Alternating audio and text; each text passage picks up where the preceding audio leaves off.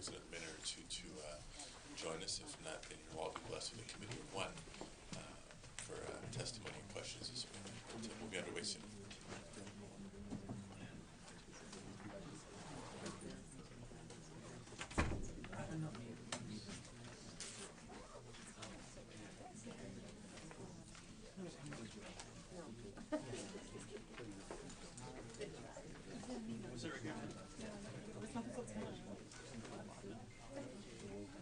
New job.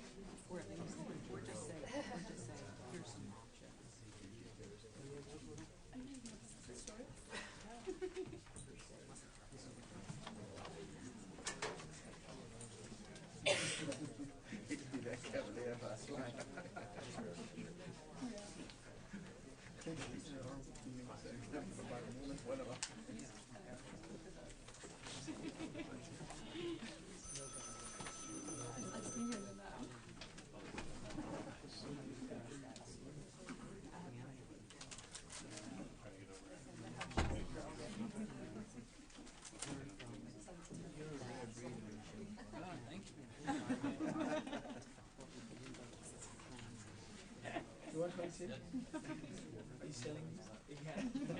One for one. Can I get next to that?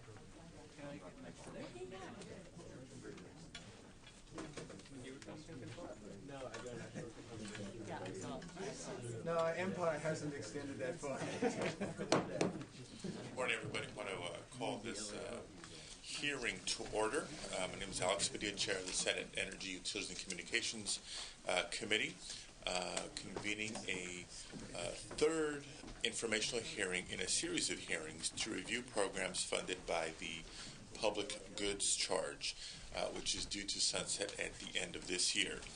As many of you know, the Public Goods Charge was originally authorized as part of the deregulation of the electric industry in the 1990s and required ratepayers to fund a variety of system reliability, in-state benefit, and low-income customer programs at specified levels starting in 1997.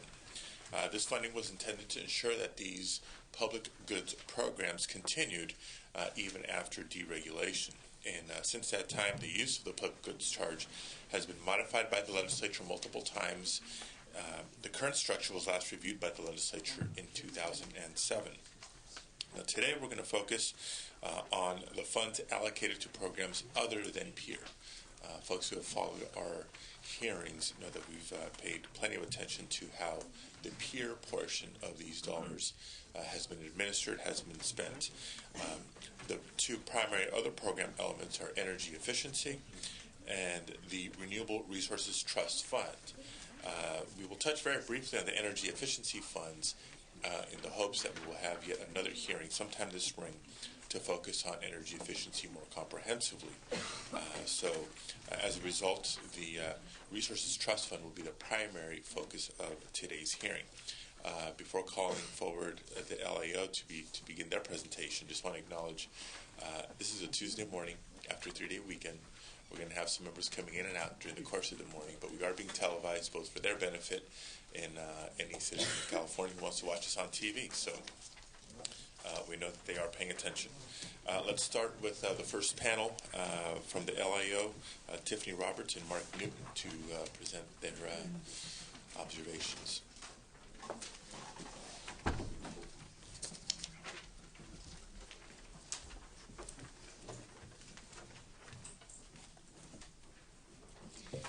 Good morning, Mr. Chair. Tiffany Roberts, Legislative Analyst Office. I would like to note our comments are going to be pretty brief this morning because we haven't completed a full analysis of the Renewable Energy Program. Nonetheless, there are a couple of points which are going to be important to raise. We've prepared a brief handout which contains the fund condition history of the Renewable Resources Trust Fund, as well as some questions you may want to consider in evaluating the fund's reauthorization. So let's first look at page 1 of the handout, which contains the fund condition history. I'd like to draw your attention to a couple of points, but before doing that, let me just take you through the general format of the balance sheet. As you can see, every year starts with the beginning balance. The revenues indicate the amount of money received from the public goods charge. Then next we account for any loans and loan repayments. After accounting for those then we account for the expenditures that are left, and we've got the ending balances. So one issue you may notice is that the fund has a history of having large ending balances. This has made the fund a natural target for general fund borrowing. You see in 2002, 2003, that there was a significant loan made from this fund. A large portion of that loan was repaid in 2006, 2007. Since then, there have been other loans made in 2008, as well as 2009 and 2010, and then another loan planned for the 2011-12 budget year.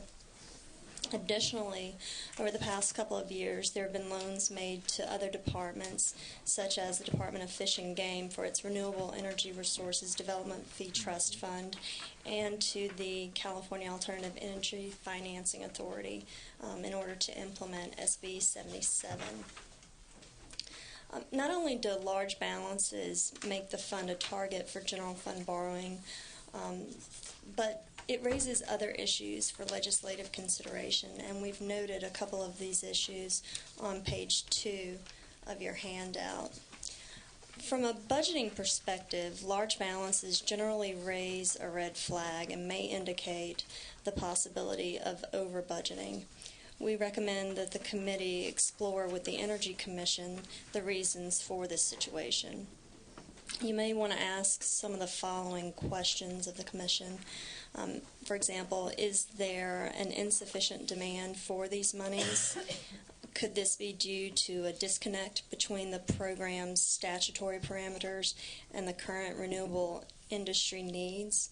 And then what are some of the other factors at play here?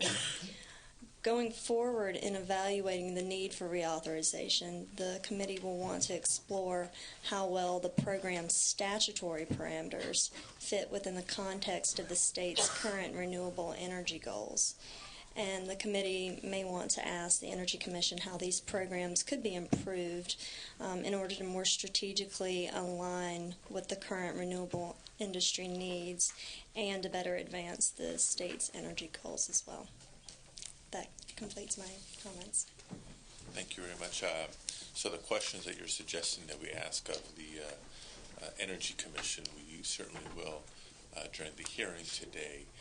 But one thing I would ask you, either for response today or as a follow-up to today's hearing, this dynamic of large buildup of balances and temporary borrowing or loans out, because we have some hope that the money will get repaid at some point. Are there other mechanisms that we could adopt or utilize to better protect from these dynamics in the future, from your observation? Or what would you recommend that we consider as better mechanisms to prevent sweeping of the funds or the large buildup of balances from an accounting standpoint? All right. I think first exploring the reasons of why we're getting these large balances. If we've got large balances, then that does indicate the potential that we are over budgeting or that the monies are not going out the door.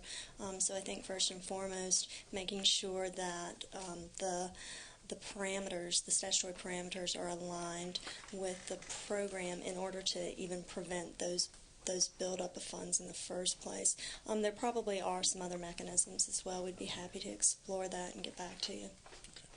Thank you very much. Anything further? Okay. Well, we invite you to stick around in case we have questions for you during the course of the hearing. Moving right along, let me call forward Panama Bartholomew from the Energy Commission, as well as Jean Clinton from the PUC.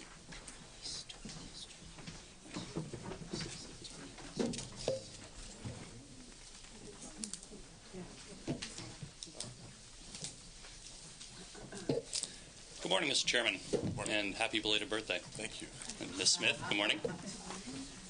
I'm joined up here by Tony Gonsalves. My name is Panama Bartholomew. I'm the Deputy Director for Efficiency and Renewables at the California Energy Commission. I'm joined by Tony Gonsalves, our Office Manager for the Renewables Program, as well as, we're also joined in the room by Robin Smutney-Jones in case Senator Wright has any questions as well. I'll be prepared to get right into the presentation right now. We have a slide presentation for you that I'll walk you through. Folks in the audience have also had the benefit of receiving this as well. And hopefully it'll answer some of your questions. I'll be happy to entertain any questions after that. All of the programs I'm about to describe to you are funded through the Renewable Resources Trust Fund. I think a lot of the focus in this program is on the grant programs, but the trust fund also funds critical other parts of the state's renewable energy programs, such as the RPS and CSI as well, so I'll be covering those.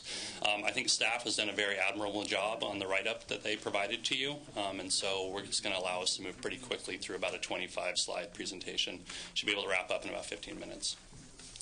So if you go into the second page of the presentation, you'll see the history of this program. It's gone through about 3 different iterations and follow-up by the legislature as they've changed the structure as well as the funding allocations of the program.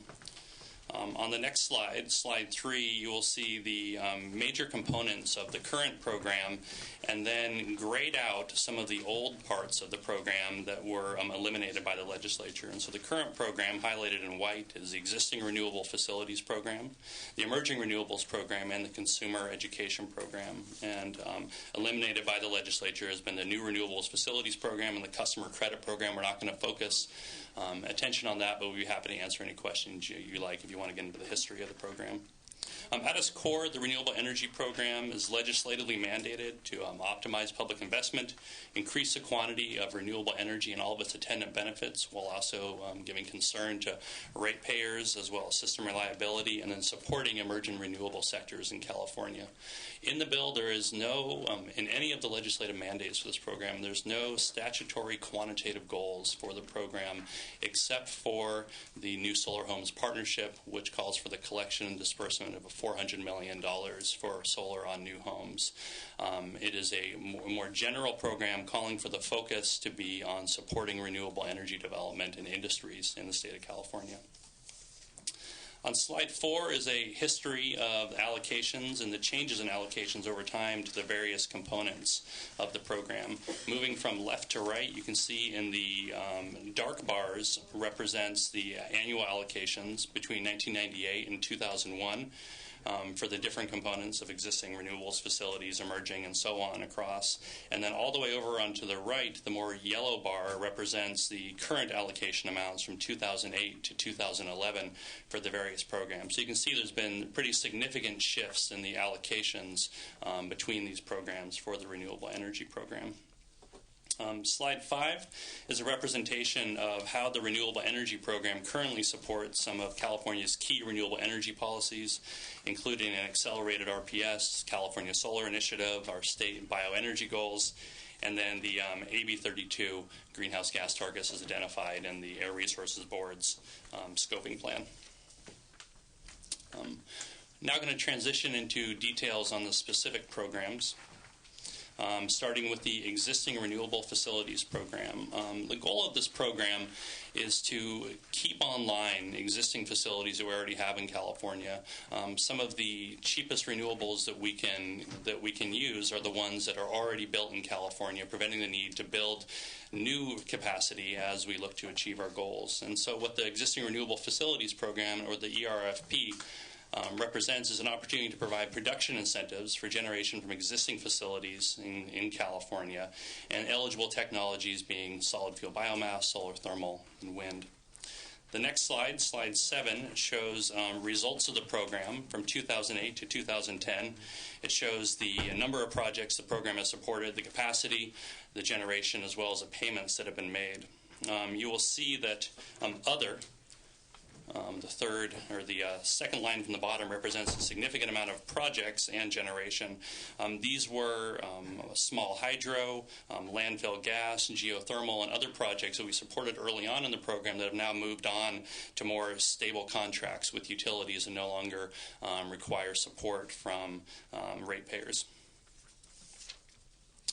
Moving on to slide 8 is a display of the impact on the Emerging Renewable Facilities Program and the incentive payments by utility, how much generation is supported by the program in each utility, how much incentive payments from 2008 to 2010 have gone into each utility area for support, and then what percentage of the utility's renewable energy procurement is supported by this program. And so you can see that Pacific Gas and Electric, about 20% of their overall RPS procurement is supported by this program. You also see that San Diego Gas and Electric gets a significant share of the gain from this program for their compliance as well. And overall, this program supports about 14% of the state's RPS generation.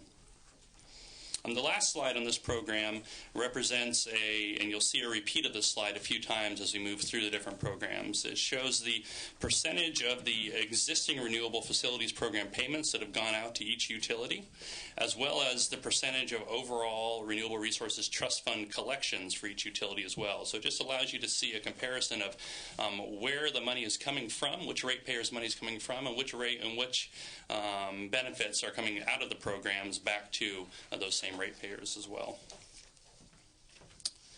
Going to move on to the Emerging Renewables Program on slide 10 right now.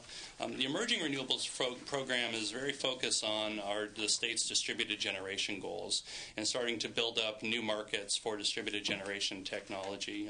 It provides rebates for purchasing and installing eligible renewable energy systems, and by doing so reduces the upfront cost for consumers.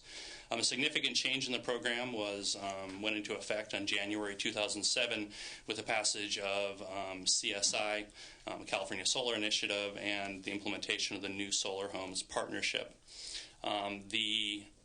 There's been some similarities drawn between the Emerging Renewables Program and the Self-Generation Incentive Program at the PUC, but let me assure you these are two fundamentally different programs. The Emerging Renewables Program is a DG-focused program focused on building up a small-scale renewable industry focused on homeowners, small commercial and industrial, and limited to a very small set of renewable energy generations, whereas the SGIP is, which you'll hear more about later on from this panel, represents a larger installation goal, 30 kilowatts and above, and has a wide range of technologies, both renewable and renewable. And so it's two fundamentally different markets that we're trying to build with these two programs. The next slide, slide 11, shows the impact of the program from 1998 to 2010, including the number of projects, the capacity that's been installed, and the payments that have been paid out. And you can see a significant amount of the Emerging Renewables Program has come from solar, which I'll talk a little bit more about in the presentation. Over the last 13 years, we processed just under 30,000 applications for funds. The next slide, slide 12, is mislabeled. There's two mislabeled slides in here, and when we send to the committee the correct slideshow, we'll correct that, and that's all on me, not on staff. This is actually the red verbiage is correct, and this is the Emerging Renewables Programs, the payments and the RRTF collections by utility territory from 2007 to 10. So it again shows under the current allocations the percentage of emerging renewables and who that got paid to, and then the collection percentages as well from each utility. On the next slide, slide 13, I did mention that Senate Bill 1, the California Solar Initiative, significantly changed the Emerging Renewables Program at the California Energy Commission and the solar programs across the state. As the slide suggests, it's a very large commitment to building up a solar industry here in California, over $3 billion being spent out between the PUC, the CEC, and publicly owned utilities, with the goal of finally installing about 3,000 megawatts public and investor-owned utility solar panels in California, and of the significant goal of solar self-sufficiency within 10 years of implementation of the program. For the Energy Commission on slide 14, you can see that it had a significant impact on our program as well. It modified the distribution of funds between the two commissions, established a New Solar Homes Partnership at the Energy Commission, which had us focus on new homes and new homes only, and it mandated that the Energy Commission develop governing language for the entirety of the CSI program. Moving on to slide 15, it just shows you very briefly the various tranches of the SB1 program, the amount of money and the amount of megawatts expected out of it. I will be briefly covering the New Solar Homes Partnership, which is what the Energy Commission administers. Our goal is 400 megawatts of installed capacity on new homes for $400 million by 2016. And moving on to slide 16, it describes some more detail about the New Solar Homes Partnership. This is a very different program that has been implemented in the past. Working with production home builders is a very different experience than working with one-off homeowners or commercial building owners. You have long reservation periods. As builders move through the permitting process, it can take years for them to be able to finally build out what they're planning. And so we've had to design a program working closely with the solar industry and the building industry to be able to have a program that will meet the needs of the builders and the solar installer industry and be able to build out a significant amount of new solar on new homes. Our goal, again, is a self-sufficient solar industry by 2016 and then moving us towards net zero energy homes by 2020. On slide 17, it talks about the results of the New Solar Homes Partnership to this point, and as you can see that we have pending and received applications for over 12,000 solar systems, and our installations to this point represent about 10 megawatts of renewable energy capacity and total payments of $28.5 million. The next slide, slide 18, represents the last mislabeled slide. This is the New Solar Homes Partnership, a number of systems installed, the megawatts of capacity installed, the millions of dollars invested by utility area, the total amount of collection, and then the total and compared to the percentage of RRTF collections as well. So again, just showing where the funds are coming from and where the benefits are being laid back out. The last thing I'll mention about the New Solar Homes Partnership is on slide 19. It was a new law as part of SB1 that just went into effect that as of January 1st, 2011, all production home builders that will be selling homes from developments where tentative subdivision maps have been approved after January 1st that have 50 units or more are going to be required to offer solar as an option on all homes. So just like a granite countertop or other options within a home, you will now have to offer solar if it's a subdivision map that meets these criteria. The Energy Commission just adopted new regulations that will allow for an offset program as well. So if it's more cost effective for perhaps the production home builder to have an installation on top of a big box store or a hospital or a school, they can instead invest in that and have that count towards their commitment towards meeting this law in California. Moving on to the last part of the grants part of the program is the consumer education program. This gets about 1% of the total funds, and it's focused on providing information not only to consumers but also to starting to create a better consumer market for renewables in California. This includes education for builders, realtors, and other folks involved in the industry that can help consumers make better choices and better understand the benefits of renewable energy as well. I'll now move on to the Renewable Portfolio Standard. This is also the entirety of the Energy Commission's RPS program is supported by the Renewable Resources Trust Fund, the administration and the staffing for that. The California RPS program, of course, signed into law in 2002, requiring retail sellers to procure 20% of renewable energy by 2010.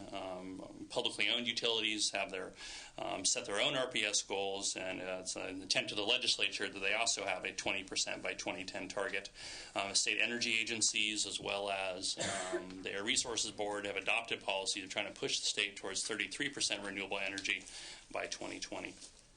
The next slide, slide 22, shows the different roles of the two commissions in implementing the Renewable Portfolio Standard. The two, you could say three critical roles for the Energy Commission are we certify all facilities that want to be eligible to be used for compliance by the utilities. So if you want to sell renewable energy in California, have that count for a utility's RPS compliance, it must be certified by the California Energy Commission. And then we are also tasked with designing and implementing an accounting system and preparing verification reports that talk on an annual basis about how the utilities are doing on compliance and where the generation is coming from.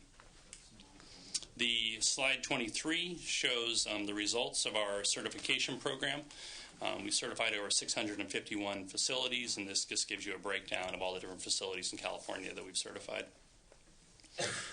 We've been happy to work with the Western United States. Slide 24 represents a display of our work in the Western United States to develop a tracking system so that we can verify RPS generation and RPS eligible delivery, which will help with compliance as well.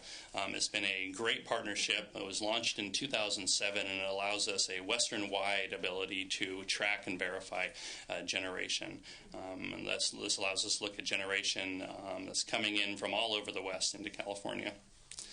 And then lastly, we have the RPS Procurement Verification Report that the Energy Commission puts out. SB 1078 is a broad mandate, but the Energy Commission tracks the generation from all the certified facilities, and on an annual basis we verify the results and then put out a report through a series of workshops and then publish it. Senator, that I think we got in just under 15 minutes, and that represents the Energy Commission's testimony today. I want to thank you for the opportunity.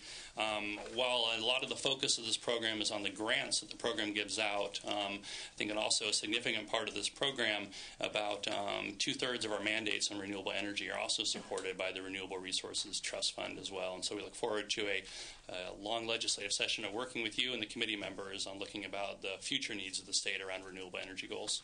Okay, thank you very much, and Duncan will have questions for you. Let's hear from the PUC. Good morning, Senator Padilla, Senator Wright, Senator DeSaulnier, Ms. Smith.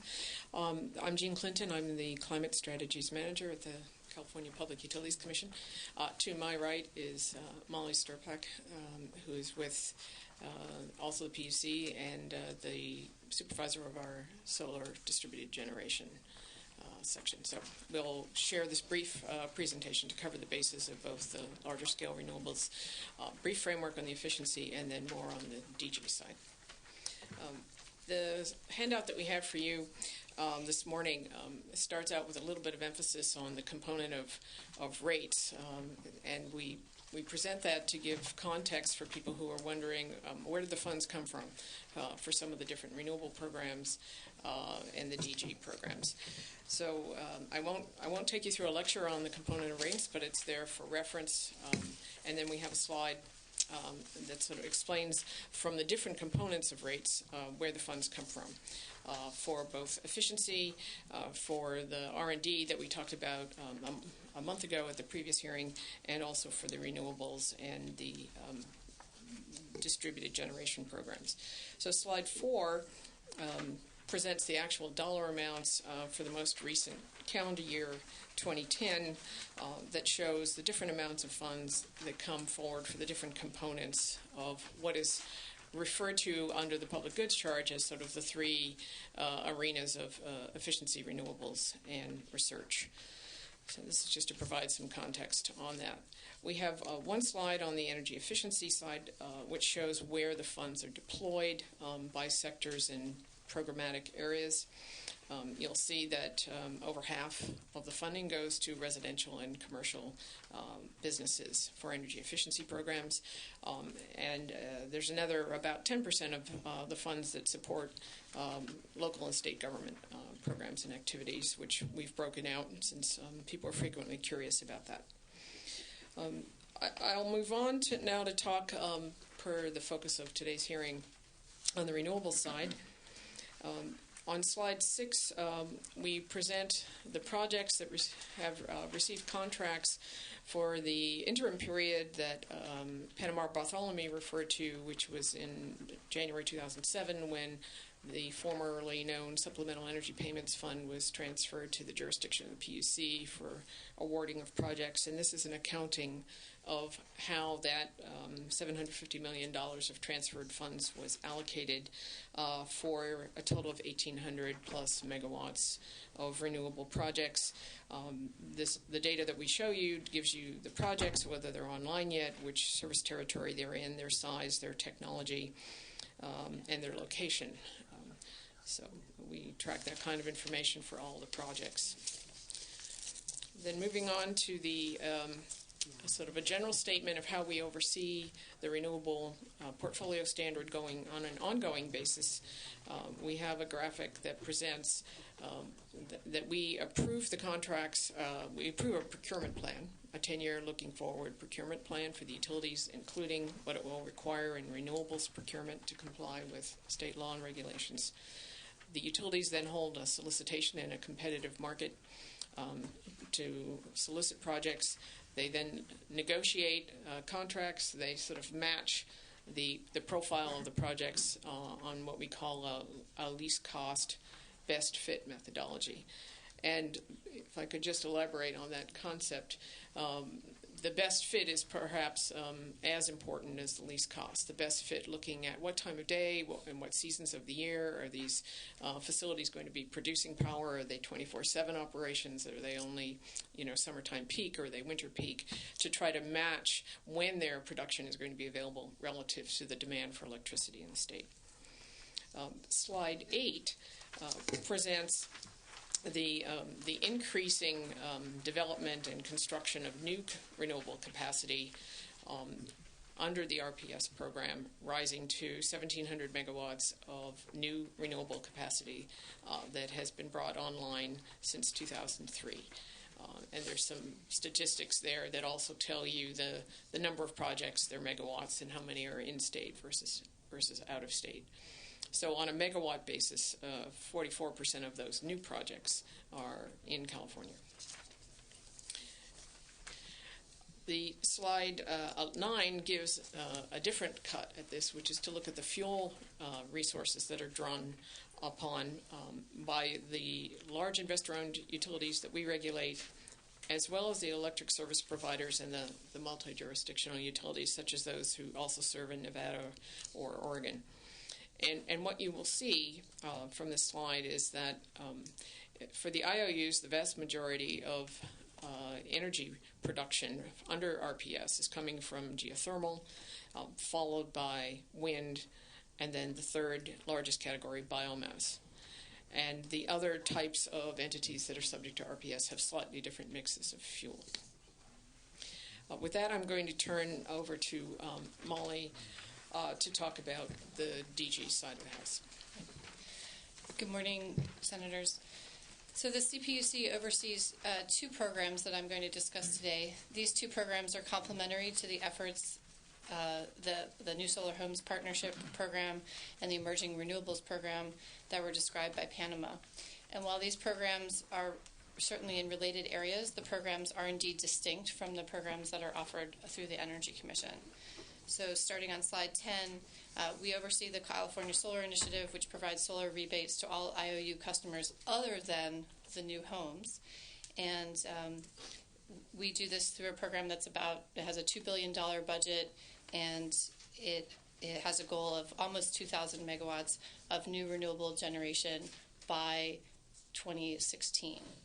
So moving to slide 11, the California Solar Initiative the portion of the program that we oversee has 5 distinct program components. We have a rebate program for all customers other than new homes.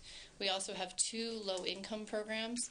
They're known as the Single Family Affordable Solar Homes Program, which is abbreviated SASH, the Multifamily Affordable Solar Housing Program, known as MASH, a RD&D program, as well as a solar thermal program, which focuses on solar hot water, and the breakdown of the budget can be found there. Moving on to slide 12, the hallmark of the California Solar Initiative is the fact that the program has rebates that decline over time as the demand for rebates grow. The demand for rebates in California since the program launched in 2007 has indeed been extremely strong. We have had over 55,000 applications since 2007. This program has already installed 500 megawatts of new solar since 2007. And we have an additional 400 megawatts of applications that are in the pipeline. So this program has installed more megawatts each year with less and less incentive funding. And what you see in slide 12 is a chart that shows that the average dollar per watt goes down through each step of the program. And the incentives offered today are just 35 cents a watt, which is significantly less than where the program started 4 years ago, which was at $2.50 a watt. So we have declined the steps 7 times, and we're now in step 8. On slide 13, what we highlight is that ratepayer support as a percentage of system costs through the CSI program has steadily declined. The average system cost between $7.50 and $8 a watt. It's down 20% in 3 years. Those are the average costs. There are some customers that are paying significantly less. We encourage all solar customers to shop.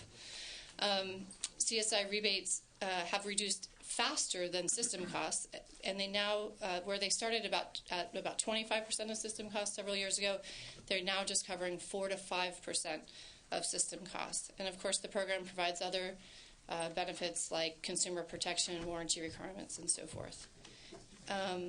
So that's all I'm going to say about the solar program. I'll be here for more questions. Turning now to the self-generation incentive program, which is highlighted on slide 14. This program complements today's emerging renewables program at the Energy Commission. Historically, the Energy Commission offered rebates to smaller systems, and the Public Utility Commission programs oversaw projects for larger systems, and that's still the case today with the emerging renewables program. So they're offering systems for wind and fuel cells under 30 kW, and we offer rebates for wind and fuel cells over 30 kW.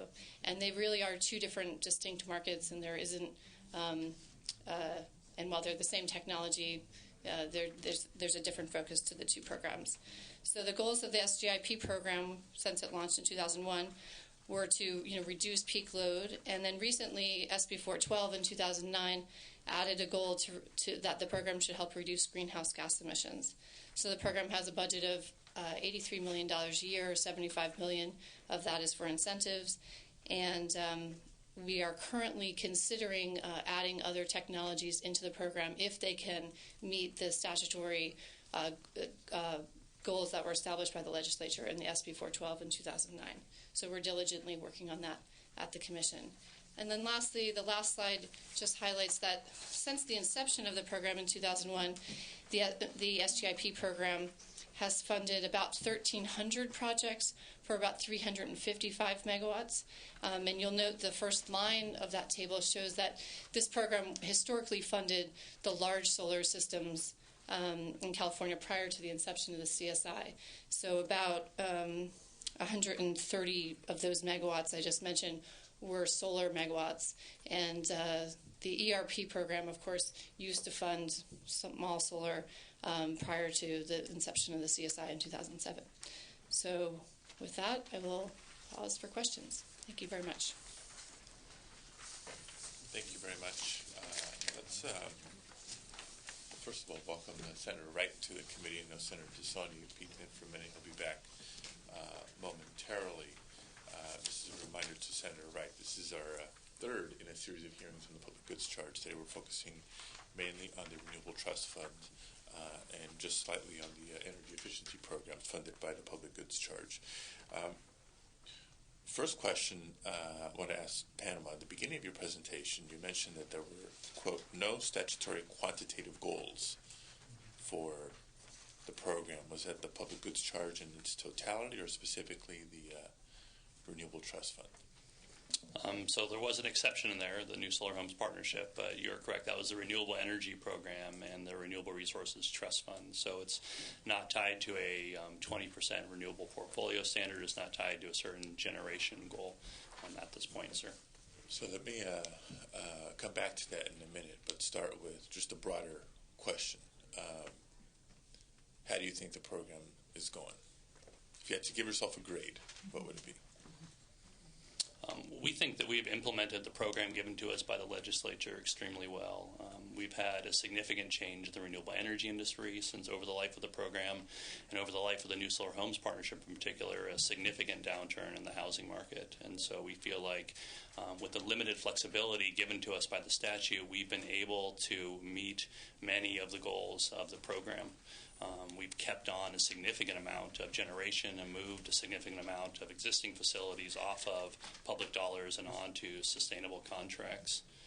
We've started to build up a sustainable solar industry for new homes in California. So I'd say at this point, a certain sense of humility, an A minus perhaps. A minus. Okay. I was waiting for the grade. Now you mentioned you have given limited flexibility. You've done X, Y, and Z. Yet, not just no statutory quantitative goals, but some people would suggest that, maybe it hasn't been, focused enough that you have tremendous flexibility, and the statute's been written quite broadly to allow for changes in technology, changes in the marketplace. So, can you reconcile that for me? Yeah, absolutely. So when I talk about a limit of flexibility, it really gets back to what the goals of the state of California are. We have a limited in the existing renewable facilities program. We have a limited amount of technology that we can fund and a limited amount of ability to support those industries in different ways. It is just flat production incentives. And over time, what we've seen is that different technologies are facing different issues, such as biomass, the increased cost of transportation, for the program or for that industry, as well as issues around air quality standards in the Central Valley changing as well. Our program cannot change any of its role in supporting that industry or trying to move that industry towards more sustainable contracts. And so while it's broad in some ways as far as technology it can support, it is very limited in the way in which we can support those technologies. Okay. And when was the last time that the Energy Commission came to the legislature seeking that tweak in statute to give you the better direction or flexibility necessary to reflect changing technology, changing marketplace? Sir, I've been with the commission for about 4 years, and I can't remember a time where we've come and asked for significant changes. I think the legislature gave us a program to implement it, and we put all of our energy into implementing it to the best of our abilities. Okay, but if there was a way to do it better, I think legislators, current and future, would appreciate that conversation. Maybe they'd agree, maybe they wouldn't agree, but it's a two-way street here. So you mentioned one of the core goals of the program is to help facilities become self-sufficient. How are we doing in that regard? Well, I think when you look at the history of the program, we've moved a significant amount of generation, particularly small hydro, landfill gas, geothermal, off of public support and onto self-sustaining contracts with utilities. We still have about 400 megawatts of solar and then a significant amount of biomass that are still relying upon the program to stay in operation. We would agree with the committee staff's write-up that probably a better market signal to the biomass industry would be self-sufficiency through the contracting process of the investor-owned utilities, publicly owned utilities, and overseen by the Public Utilities Commission. But we do believe there's still an opportunity to be providing some level of public support to the biomass industry. There's a number of other public benefits, in particular air quality, that could be gained through perhaps other mechanisms of working with the biomass industry through a program such as this. Okay, but are there aside from biomass, other RPS generation contracts or technologies that add sort of the subsidy through the trust fund in addition to what they are paid or recovering through their contracts with utilities? At this point, sir, the only two that are supported are solar thermal and biomass. In the past, we've had wind, geothermal, landfill gas, and those have all moved off of our program and onto some self-sustaining contracts. So at this point, it's just those two, if I'm understanding your question correctly. Yes. Now, biomass, that's probably the bigger fish here versus the solar thermal. Are they located, the biomass plants, pretty evenly throughout the state, or are they concentrated in certain parts of the state? I wouldn't say evenly, but I would say pretty well distributed across the north and the central parts of the state. Less in Southern California, but the Central Valley has a significant amount of plants. From a utility service territory perspective, are they? I'd say largely. I think Ms. Malinowski-Ball will be able to give you a significant amount of detailed information, but I'd say largely in the Pacific Gas and Electric, but not exclusively. As the chart showed, some of the other utilities get a pretty significant share of their RPS compliance from biomass plants. From a consumer perspective, would you agree or disagree with the concern that non-PG&E customers are, in essence, subsidizing the biogas energy produced for PG&E customers. Well, if you may remember from my presentation, SDG&E gets about 16% of their overall RPS compliance from biomass power, and so there is some level of equity in there, but I would not disagree with you that by far the preponderance of the reliance upon biomass for compliance with RPS would be from Pacific Gas and Electric. Okay. In the reports and accounting, we've learned that the Energy Commission has been funding the California Biomass Collaborative at UC Davis. Can you talk to me a little bit about that collaborative and what work it's done to further the goals of the programs we're talking about here today? I'd have to get back to you on that. Honestly, Senator, it's not funded out of my program. It's funded out of the peer program, and so I think you're engaged in a conversation with our peer staff, and so I would say it'd be a great opportunity to talk to them more about the history of that program. But at its base, it looks for ways to be able to both increase the output as well as improve the environmental footprint of biomass energy production in the state of California. Okay. No, I respect the fact that it's funded through peer, but because it's a biomass collaborative, I think there's clearly a nexus in topic of discussion today. So we'd be happy to send you some information on that. Alert your colleagues, and I don't know if there's somebody that can be available within the next half hour or so to engage in the conversation here. All that being said, I think you've acknowledged and recognized that subsidies continue and are likely to need to continue for certain biomass facilities to continue to operate. I mean, there's some that are choosing to shut down because of the economics of them, and it's been, in some cases, up to a dozen years, maybe more, that they've continued to exist with significant subsidy in addition to what they're getting paid for their power. So as this legislature is considering whether or not to reauthorize this program, what argument can you make that this element anyway ought to continue?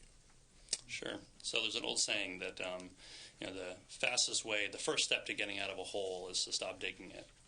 And when you look at the whole of RPS compliance, if we take offline our existing facilities that are already producing renewable energy for California, it represents an even greater challenge facing us if we're trying to meet goals of 20 and potentially 33%. And so what this program has been able to do is keep online a significant amount of generation, which is by far the cheapest renewable generation for ratepayers, rather than having to replace it with brand new steel on the ground. Moving forward, we do not disagree with you, Senator, or the committee staff's recommendations that we would prefer that we are moving all of these technologies to sustainable contracts with the investor-owned utilities, but looking for opportunities to improve the generation, improve the environmental footprint, as well as the public goods that are provided by this power through a future program. Let's come back to the comment earlier about the quantitative goals. You drew the comparison to the New Solar Homes Partnership, for example. Compared to wind and fuel cell, where there is that sort of lack of clarity as far as the goals go, for lack of the quantitative goals, what are the policy foundations for how you've structured the programs as they exist? Sure, and I'll ask Tony to jump in if I missed any of these. But the goals and the principles that the legislature gave us in the legislation are optimizing public investment, ensuring quality installation of quality products, pushing for a low cost and high return for ratepayers, and relying and supporting strictly renewable energy type installations. And so what we've been given is basically to run a first-come, first-serve rebate program for these technologies, and we have implemented it within the bounds that we've been given. Okay. Question for Energy Commission, but I'll ask it to of the PUC in a little bit, because you both outlined sort of, well, they do this, we do that, new residential, existing residential, commercial, industrial, etc. But the bottom line is you both have programs for customer side of the meter, wind and fuel cell. So can you describe to me the coordination or collaboration that exists to minimize duplication? Sure. We coordinate and collaborate on a lot of programs, much to the joy of many of our staff members. And these two programs in particular, as I said in my presentation, I mean, they are fundamentally different markets. When you look at the difference between installing large renewable energy generation in commercial or industrial type applications compared to much smaller installations behind somebody's home on top of a small roof, it is a very different marketplace. It's a very different challenges and different opportunities that you face and can reach from those two different markets. And so we run a significantly smaller scale program for wind and fuel cells, and we try to address the market challenges and work with the stakeholders focused on that rather than the much larger installations that are provided through the Public Utilities Commission.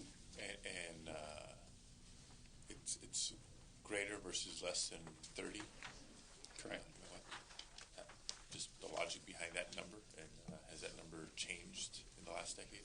Well, I believe you'll have to ask past legislators about the logic, unless Molly has some greater history than I do.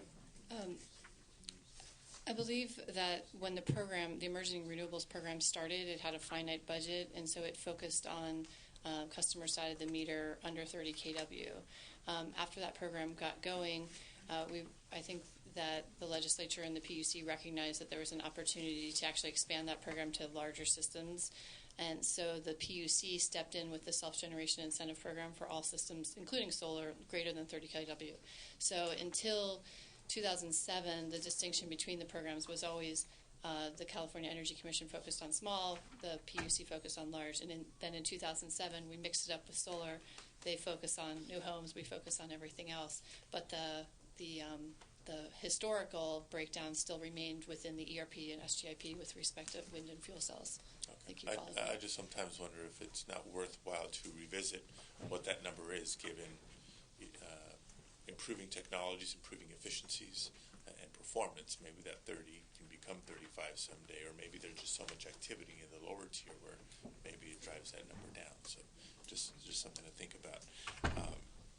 The Energy Commission, however, recently suspended funding for wind technologies or wind projects. Can you explain or elaborate on that for a minute? Happy to, Senator, or not happy to. It's actually not just wind, but the entirety of the Emerging Renewables Program. What we found was we were getting a significant amount of brand new applications suddenly coming into the Energy Commission in the last month. And what the applications were, it was for a new form of wind technology being installed in California. And what we were finding is that the rebates provided through the Emerging Renewables Program were covering nearly all or all of the costs of an installation. And so what you had represented was the public completely funding the cost of reasonably large renewable energy installations at homes, potentially at homes, schools, businesses. And while some would argue that's exactly what the wind industry needs, we had significant concerns that what that was going to do is it wasn't going to necessarily bring about a commitment to installations in the best wind resource areas. If the eventual owner of the wind, of the generation technology doesn't have any skin in the game to make sure that it's actually producing energy, we were concerned that it might be going up in poor resource areas and it would be a poor use of public funds. So we suspended the program, gave notice, collected applications before the notice that we'll still continue to process, and we're going to be having a workshop in the coming weeks talking about adjusting the program to make sure that we are using public dollars wisely and for wind resources are being installed in areas that have a high wind potential and therefore producing not only for owners but also for ratepayers that are funding this program. So how much time between when the red flags went up and you suspended the program? Accepting that, Tony? It was between the time that we made the decision to the time we suspended the program was a couple of days. As Pamela said, it was about a month or so that we'd really seen a high influx of applications for the small wind. And Ballpark the number of applications in those 30 days? it was a couple of hundred. I can tell you that what we received between the time we noticed the suspension until the suspension took effect, there was about a 5-hour period, plus anything that was postmarked that day, that we received in excess of 800 applications. And how are you treating those applications? I'm sorry? How are you treating those applications? We're You're still- processing them, is what I heard.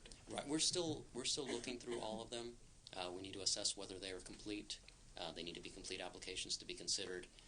We're working with our legal staff to verify and make a determination on exactly what level is considered complete.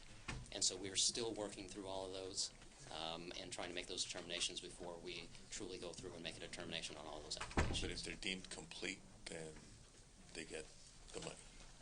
If they're deemed complete, they get a reservation, and then they have 12 months to actually be installed. Only once they're installed will they get the money. Regardless of the resource area richness of the location. Fortunately, yes. I'm just a little surprised here that the quality of the resource, of the location of the application wasn't something considered earlier in the program. Can you comment on that? I don't think it's ever really been an issue. Small wind, historically, from the beginning of the program until we saw this influx of applications, we had just under 600 total wind systems installed. So do we have any idea how many of those 600 are in poor resource areas? I would say probably very few, if any. The customers had a significant cost in those systems. Those systems were significantly more expensive than the ones we've seen. So what changed to create an incentive for customers in poor resource areas to want to put up wind and apply for the money? Sure. So what we had a new technology enter the marketplace that they've been able to significantly reduce the cost of the technology to the consumer. And so what that's represented with the current rebate levels is basically no cost to consumer, whereas Mr. Gonzalez said in the past, significant cost to the consumer. So from a consumer's perspective, if they're having to pay significant half to more of the cost of the technology, they're probably going to be very concerned about whether or not they get a payback. And therefore, they're probably not going to install it if the installer tells them this isn't a great area, you're not going to get a lot. Whereas now, under the current situation with this new technology, there won't be that same necessary level of commitment from the eventual owner, and therefore potentially poor installations. Let me take a quick pause here. Senator Wright, I don't know if you're juggling between committees or not, but I am. I got to. okay. I'll be Feel right free to back. come back. I promise not to hog all the time. And some questions. I'll keep him here. I'll keep him. Robin Smitty Jones is here too to answer your questions.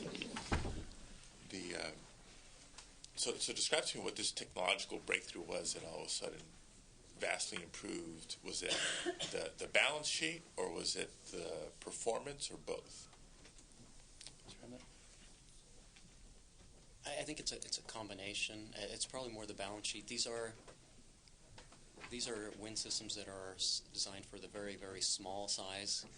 Most of the wind systems that we had coming in before did have to go up on poles 80, 100 feet high. These are systems that are designed to go on the rooftop, so they are a little bit smaller. And from our understanding, it's a technological breakthrough in the ability to have these systems at lower levels and generate electricity at lower wind speeds.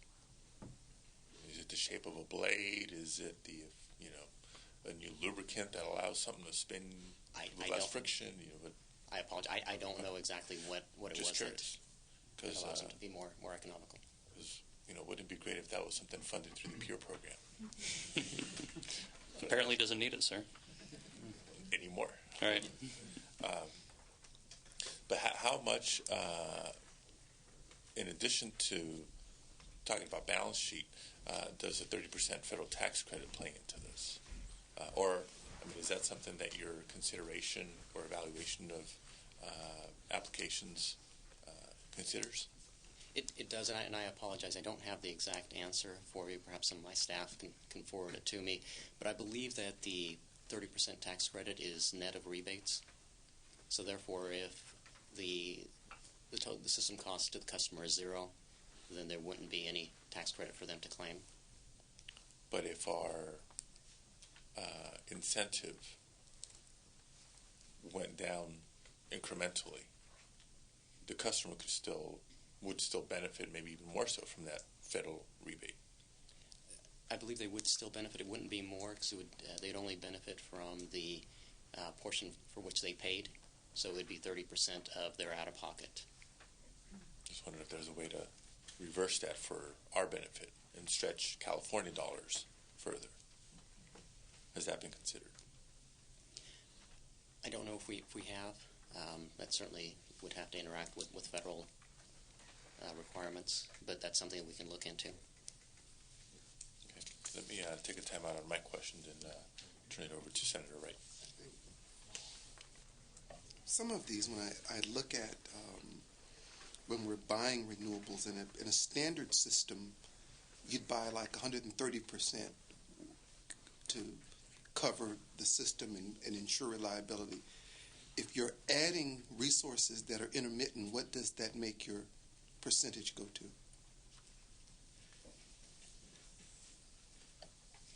So the RPS requirement is based on the current requirement of 20% is based on the targeted energy demand measured in gigawatt hours, so the energy units, and then the 20% is the target of that.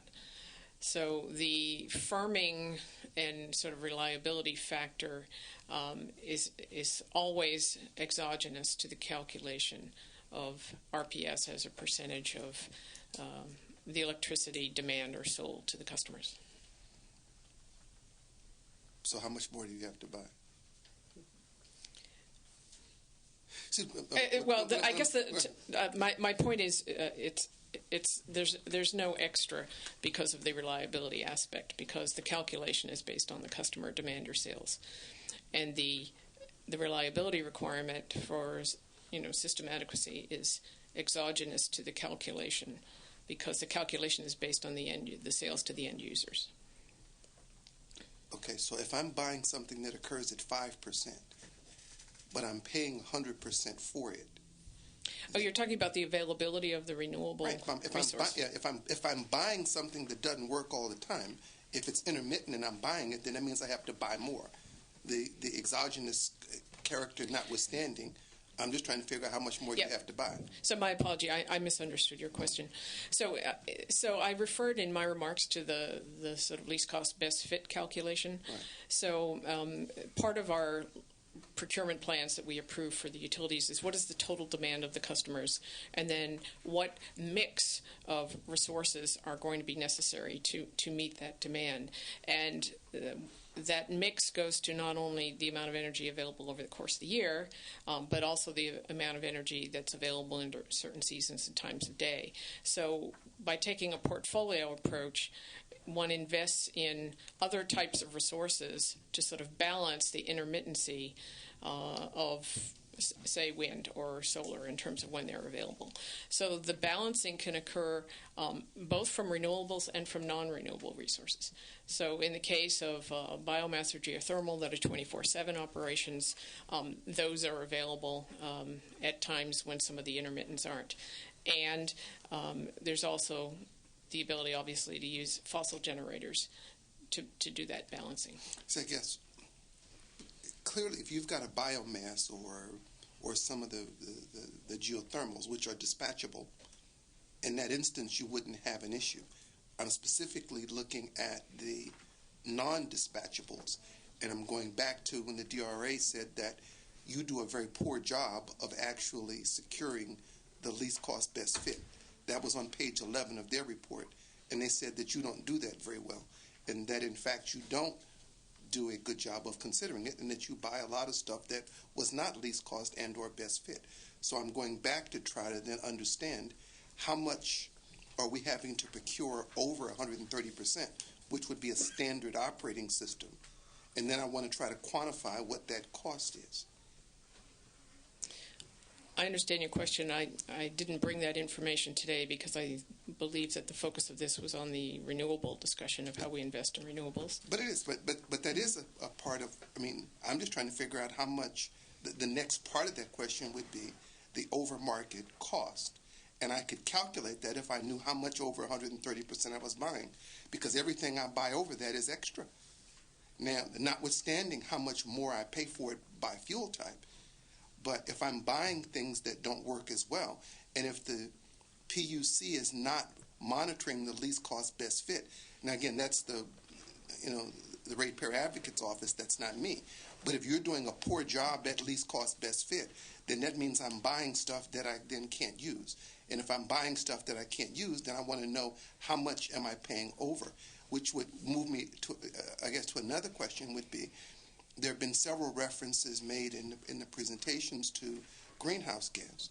My next question would be, what is the greenhouse gas reduction per fuel type? Because in order to know that, you'd have to be able to say, how much greenhouse gas would I reduce, say, with wind?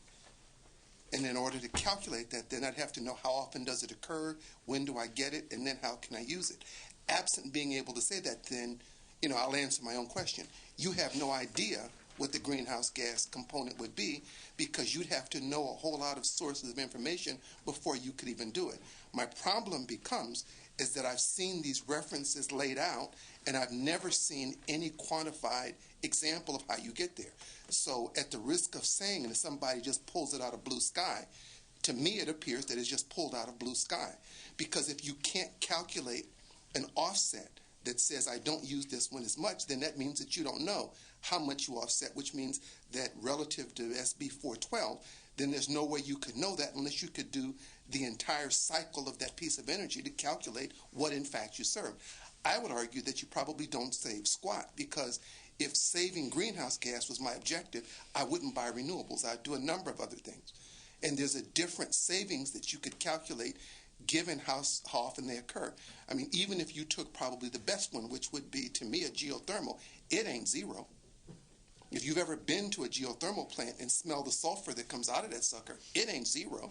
So every one that you do is going to have some element of what it gives, and you'd have to calculate how often it occurs and how you firm it and shape it to make it work.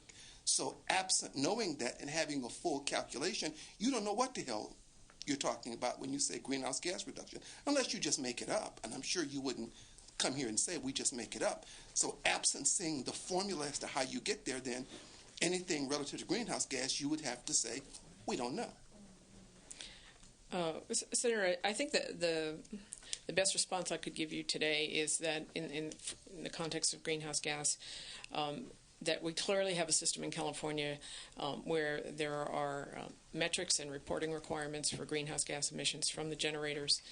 And then we have the second level of, in the case of renewables, the REGIS system and the Energy Commission sort of information tracking system to verify what the profile is of these resources.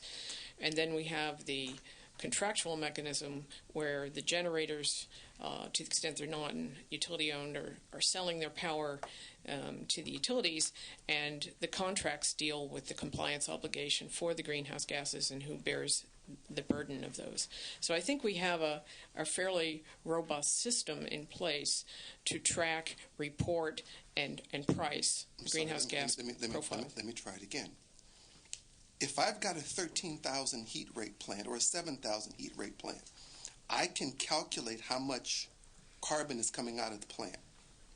That's easily done.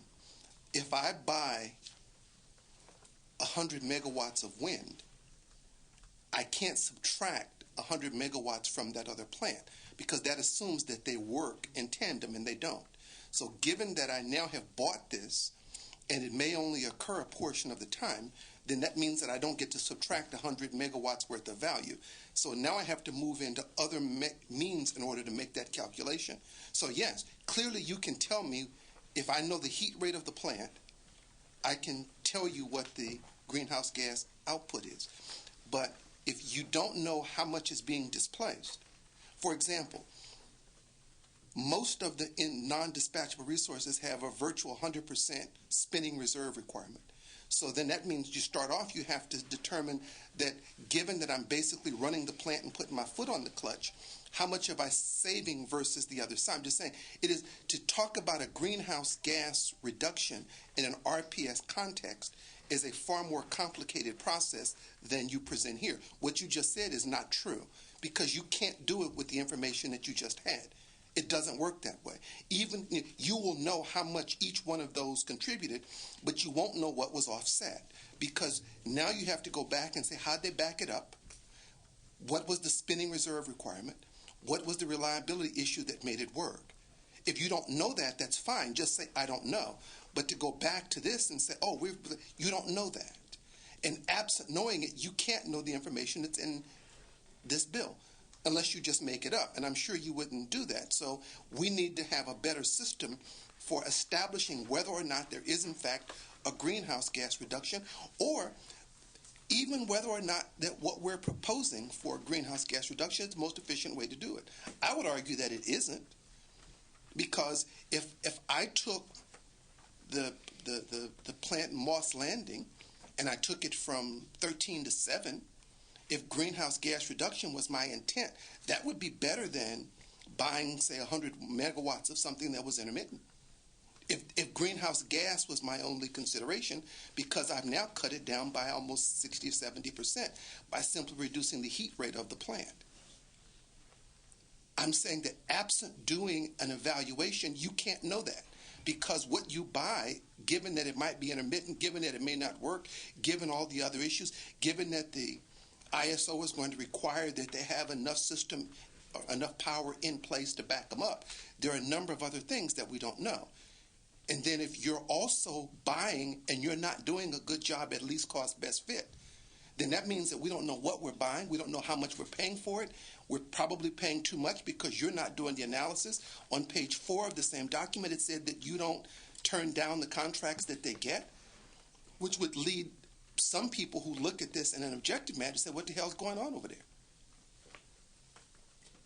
So we don't know greenhouse gas, even though people tout it. It really doesn't have a direct relationship. We don't know how much we're buying over what we need, but we do know that we have to buy some because some of it doesn't fit. If you call it firming and shaping, whether or not you call it the other things, doesn't matter. It's forcing you to buy things that you don't need. We don't even have a graph that shows, in some instances, what would be the reduction potential per fuel type. We count biomass, but you still burn it, so it has a carbon component to it. So it doesn't give you 100% of that. So I'm just saying, we just are looking at a whole bunch of numbers that really don't mean very much, other than the fact that we can say we bought this much of a specified fuel type. But no one's ever even sat down, the scientist on your side of the table, to say, is this the best way to achieve greenhouse gas reduction? Is this the best way to achieve fuel diversity? We discuss it in an abstract, but we don't discuss it in terms of, if you were making the decision about greenhouse gas reduction, what would you do? Question to you.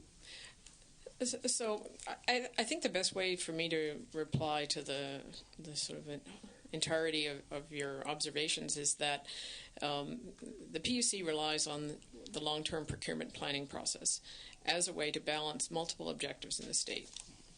And that planning process is a 10-year process. It looks statewide with all of the investor-owned utilities. And there are a number of factors that are considered. A, what's the demand for energy? B, what are all the different kinds of technologies for generation that we have available? What are the different fuels that we have? What is their cost profile? What is their greenhouse gas profile? What is the availability of generation at different times of day? What are the reserve requirements that we need to meet? And it's a fairly complex modeling process. We set the guidance and the rules for that. The individual utilities do their modeling, and then they also have to work with the ISO in terms of the ability to get the generation from the place where it's generated to the ultimate load centers in the state. It's a very complex process. Ultimately, the responsibility of the PUC is to meet multiple statutory objectives that we have. We have to be concerned for making sure that we have enough power to meet the demands of the state. We have to be sensitive to the cost of that power. We have to make sure the lights stay on at all times of day. We have to meet our RPS obligations. We have to look at just operational considerations. And, of course, the ISO has a major role in the ability of the grid to do the delivery, so we collaborate with them also. So it's a bit of a balancing act, and I take your point that you're thinking that there's room for improvement, and we do this procurement planning process every 2 years, and I can tell you that it gets more rigorous and more sophisticated each time. And I'd be happy to engage with you and our staff if you have some specific suggestions on key areas that we should perhaps spend some more time on. Let me try another one. The procurement process that you use, I made it up. It was a bill I did in the Assembly. It was AB 57, and it did procurement. So I actually know your procurement process fairly well, since I literally made it up at Bergdorf Goodman on the 3rd floor one day. So I know it fairly well. It was AB 57, yeah, that one. But yeah, that was me. I'm the same right that was on the other side. So I understand and know the procurement process. What I'm saying is that we commonly make references to things here that don't necessarily follow suit. A suggestion, for example, that you could, in fact, and the scientists in your shop should be the ones doing some of this kind of work, you could achieve a 30% renewable portfolio and have a net increase in your carbon footprint, because there's no direct relation to the type of fuel you use and the output of that system. So if we are allegedly purchasing because we want to reduce the carbon footprint, then that isn't what you would do. And I'm just saying to link them together is disingenuous, because there's no direct relationship. The couple of people who have the highest RPS component actually saw their carbon footprint increase. That's the concern that I raise in part. So reliability to me becomes the first thing, but I'll tell you how I view the world on procurement. Your first objective to me is to make sure my lights work. I don't give a damn where you get it from. I don't give a damn how it gets to me. But when I hit the switch in my house, I want to make sure the lights work. That's your first job. Your second job is to make sure that my price is stable. Stability is actually more important than the price itself. Because if the price fluctuates, particularly if I'm a price taker business, I don't have a way to plan what my costs are. So that really is your second charge. Price is your third charge, and your environment is the fourth. That's kind of a standard about how you run a system. Problem becomes if you start inverting or playing with them in the order that you play. If you take price over stability, for example, then what happens is that the price fluctuates. And eventually what will happen is people will game the system in order to get sales to make that work. So you don't want to take 2 over 3. You have to be careful that you don't do that. By the same token, if you say I'm going to do 4 over 1, then that means that you'll have lights that don't work half the time, which again defeats the purpose, because if the lights don't work, I can assure you nobody cares where it came from if the lights don't work. So in the context of running the system, I understand you have to do procurement. I understand that well. But all I'm saying is that I think you have a greater obligation to the state than to simply say, they tell me what they're going to buy, and I approve it, and then we start sending out checks. I think that the responsibility is much greater than that. We want to determine what environmental benefit are we getting. We're allegedly paying extra money because we believe that there's a benefit. That benefit should be quantified. We certainly quantify how much money we spend. We should equally be able to quantify the value that we got for that dollar. I mean, you guys are spending, somewhere north of $1 billion in over-market charges and all the other things that go in. What are we getting for that $1 billion? I mean, I just had to vote in another committee to take Pampers away from a lady on Medi-Cal. We're taking incontinence products away from people, and over here is potentially $1 billion that's going up in smoke. Now, these are ratepayer dollars, and they wouldn't be able to backfill that, but that ratepayer dollar still came from the same lady whose Depends we just took. And if she had some of that money, maybe she could use it to buy her Depends that we had to take out of this side of the budget. So I'm just saying there's a relationship that we ought to be able to quantify. Specifically, what is the environmental benefit that we got? Specifically, what is the savings, or what do we accrue from doing it? And I'm just saying, absent doing that, that piece of work not being done, I'm just concerned. And I also happen to be one of the authors of the current about to sunset public goods charge program. I dare say that some of the things that were my intention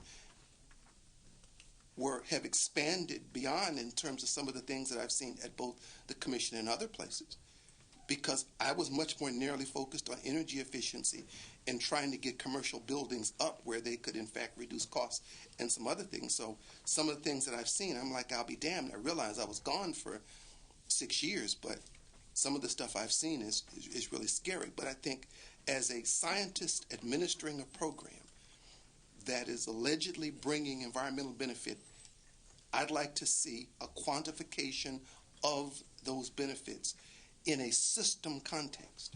Not just to say, oh, I bought 20 million. I don't give a damn how much you bought. If it doesn't provide the benefit that I'm supposed to get from it, then what's the point? Maybe that's a good segue back, because I think we've established that, and at least the Energy Commission has acknowledged that on the biomass side. That was one of the first points we wanted to establish here today. Second, I think we were trying to wind down the wind and fuel cell piece, which is now a program that's been suspended. So, if I may, Senator Wright, to kind of wind down that piece, question to Energy Commission: what is it that you are waiting to see? What is it that you would like to see? What is it that you would need to see in order to reinstate the program under its current structure or on a modified basis? So we are going to be having a workshop in the coming weeks, Senator, on the Emerging Renewables Program and engaging with industry as well as other stakeholders on appropriate rebate levels as well as appropriate commitment from eventual owners of these systems and their level of buy-in, their level of investment into the program. So those are going to be the two key areas that we're going to be discussing in the workshop. Out of that will be an amended guidebook that will be posted for public comment and review and then adopted by the Commission that will hopefully give us a more stable program that will also make sure that the money is being invested wisely in wind resource-rich areas. And to the extent that you can afford this hiatus and sort of reinstatement in the coming months, I can't imagine this is going to be a 2-week project. And the surcharge itself is sunsetting at the end of the year. We have to assume that there is no tomorrow until the legislature and governor act differently. How is it that you can foresee even entertaining 600 applications or 100 applications or anything that are just now into the pipeline?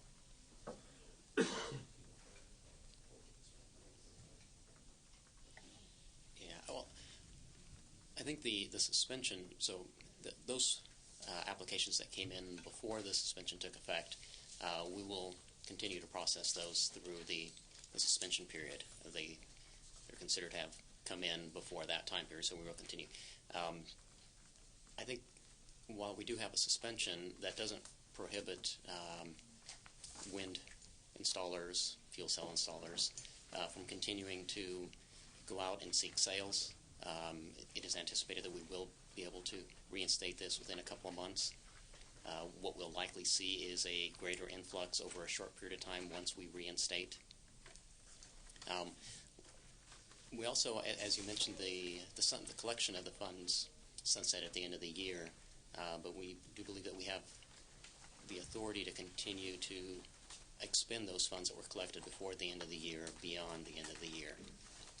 So we sort of assuming and anticipating yet again another significant balance.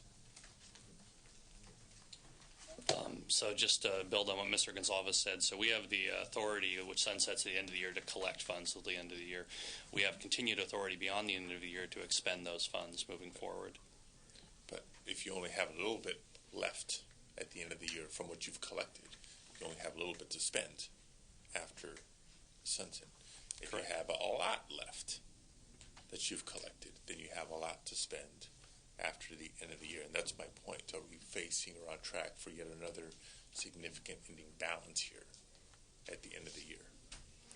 I think what we're seeing, Senator, is that as the committee staff laid out in their report, there's been significant borrowing from this program. In the special session, there's additional significant draws in the program. And so at this point, we do not see that there will be a significant balance at the end of the year if many of these loans and other draws come into the program. Okay. I was just trying to sort of segue back to not only the committee staff's summary, but the LAO's observation as well. So maybe let's move in that direction. What suggestions or ideas would the Energy Commission have on a going forward basis? Should this program be renewed, extended, reauthorized?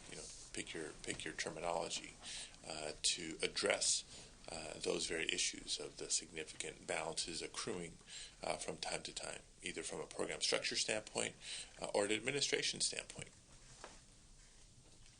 So the administration is currently working on proposals and ideas for the how we can support renewable energy out into the future here. But I will just say this.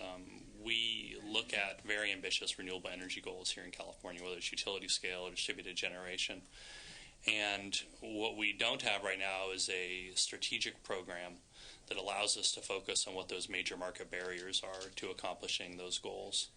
And so what we'll be looking forward to engaging the committee and the rest of the legislature on over the rest of the year is how do we implement a program that helps us directly address those barriers to meeting our goals and bringing the benefits of renewables to the state.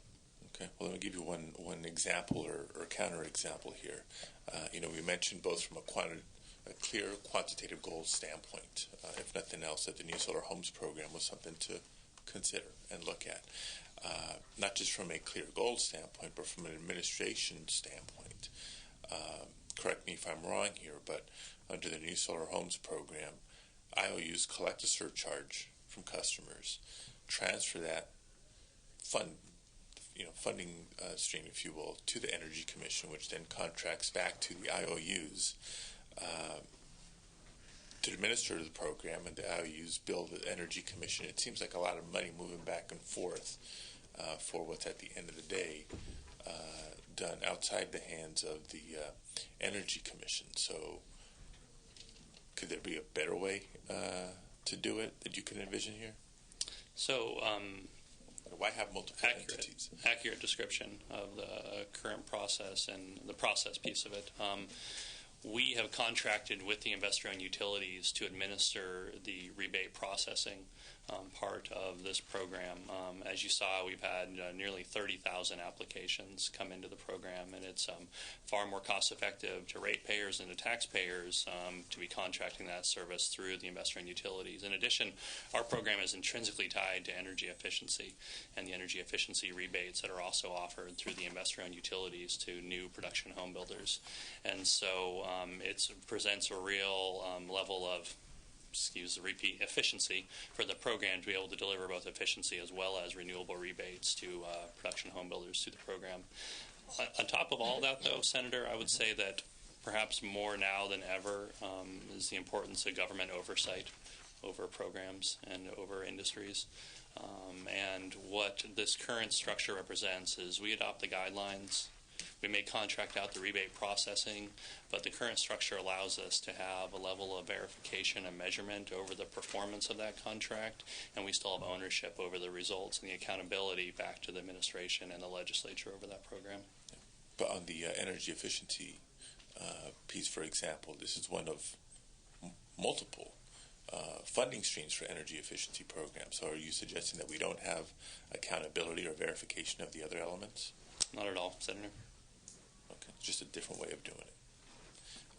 Because part of what we're charged with this year, above all other years, is trying to maximize whether it's a taxpayer dollar or the ratepayer dollar and the effective and efficient use of that dollar. So I just wanted to point out another model to consider here. Wasn't expecting to raise this issue today, but I think the timing is perfect. Something very, very specific. Understand that the Energy Commission is now taking public comment and holding workshops on establishing a new grant program for local governments to aid in their planning efforts for renewables. So you're informed on this. Can you give me the 60-second version of what that effort is? Sure. So for a variety of reasons, I think the Public Utilities Commission in their annual reports to the legislature have pointed out that permitting costs represent one of the most significant market barriers to meeting our renewables goals in the state of California. And as we look at the significantly declining cost of photovoltaic, dropping about 50% in the cost of panels over the last 2 years alone, a significant amount of the state's renewable energy future is going to be permitted at the local level rather than going through some level of state oversight and the consistency and the expertise that we offer through our siting program. Instead, what you're going to have is much more of the future of the state's renewable energy goals dictated by over 500 local jurisdictions. Many of them right now, their planning departments decimated by the downturn of the housing industry, not having the resources nor the expertise to be able to look at the environmental impacts or other peculiarities about the installation of renewable energy systems. Looking at that as being a major market barrier, the Energy Commission looked at the opportunity to be able to help local governments develop some of the planning, some of the processing, the policies and the procedures they would need to be able to expedite renewable energy development within their jurisdictions in the most cost-effective and environmentally friendly way possible. It's called the Renewable Planning and Permitting Program. The grant program you mentioned, Senator, is one component of a larger effort where we look at can we be providing best practices, education, and assistance to local governments about what other local governments are doing as well. We're recommending a grant program that could help in two ways. It could either help in general plan amendments, going to two minutes, I'm sorry, general plan amendments that would allow for one holistic look at the environmental impacts of renewable energy development within a jurisdiction, allowing for significantly streamlined approval when the projects actually come in through a negative declaration or a conditional use permit, or on the more distributed level, looking at helping jurisdictions in more urban areas be able to develop internal capacity to be able to significantly streamline renewable distributed generation within their jurisdictions. So we think that'll be one way that we can be helping Californians, both industries and local governments, bring about new business and new jobs to the installation of renewable energy. And it certainly sounds worthwhile. Just wondering what the costs of the program or this effort is going to be and how much money you seek to make available in these grants. So in the current recommendation is $4 million and potentially up to $4 million in grants. We've, through the comments we received from local governments, it looked like we're probably going to be recommending a cap of around $100,000 per jurisdiction to be doing this work. Some of the criteria will be used is a commitment to state renewable energy goals and statewide planning efforts, renewable energy planning efforts, such as the Desert Renewable Energy Conservation Plan and other efforts like that. Okay. And there's a public relations campaign element to this as well? The Renewable Planning and Permitting Program, not a public relations effort at this point. So I want to kind of boil down to two questions. Number one, your assumption here that you had the statutory authority to undertake this new initiative here in the last year of the surcharge, and second, that you have sufficient funds. Because I'm looking at the formulas of how much comes in on an annual basis and what's already allocated for what, and the numbers aren't quite adding up.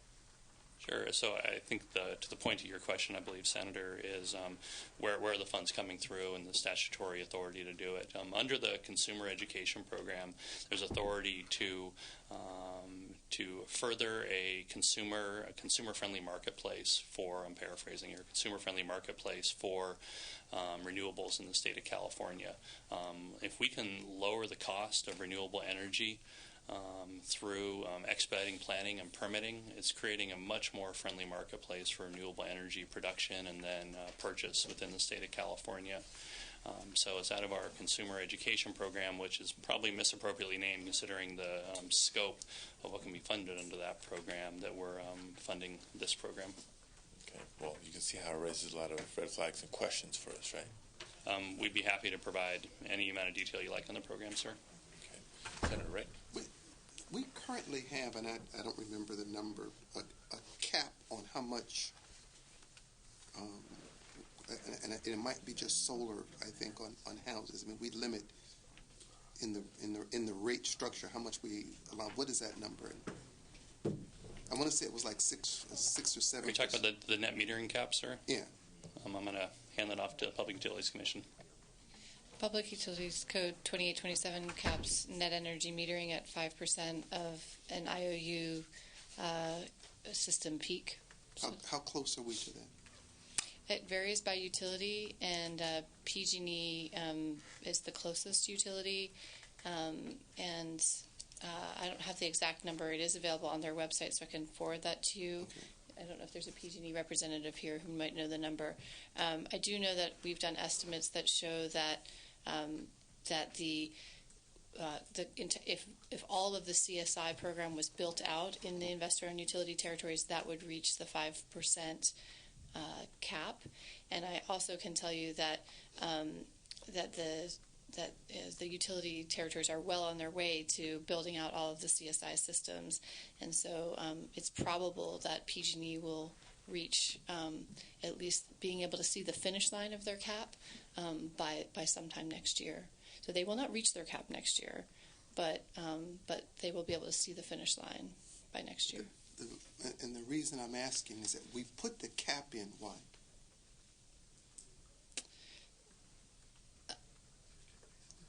I believe the cap was a legislative effort to limit the cost shift between between participating customers who are net energy metering and non-participating customers. Okay.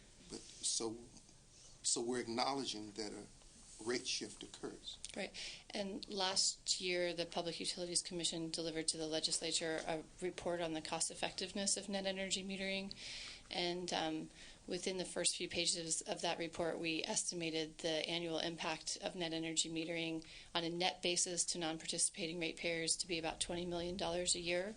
We also provided an estimate of what it would be, what the total impact to ratepayers would be if all 5% was built out, and we estimated that on an actual basis as well as a percentage of total rates basis. And forgive me for not having the exact numbers, but that is available in that cost effectiveness report in the first few pages.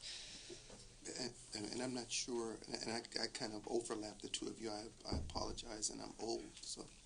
But have we taken a biofuel type cost of, say, renewable? And it didn't have to just be renewable. We could just say, combined cycle cost this, old plant cost this, solar cost this. I mean, what is kind of right now the current cost per fuel type in the electricity that we're buying?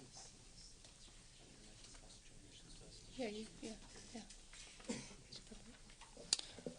Senator Wright, on a regular basis, the Energy Commission produces a cost of generation study as part of our integrated energy policy report, and so we'd be happy to send you over the most recent version of that. And then just to let you know that we're involved in one of our big IPER years, the year we release the IPER rather than an update. And so right now, I believe our current IPER will be updating that cost of generation report. And so there'll be a number of workshops coming up in the summer where we're going to be delving directly into that issue, looking at different, if you like, models. We're the place for you. A bunch of different models around the cost of generation for all forms of generation used in the state. See, I'm straight. I don't like models. I like numbers, just hard numbers. Because what I found when I got old is most of the models are wrong. And so if you tell me how much it costs, I can do the model against my bank account. But when I get a model, I don't know what that means, and just tell me how much it costs, and I can do the rest of it from there.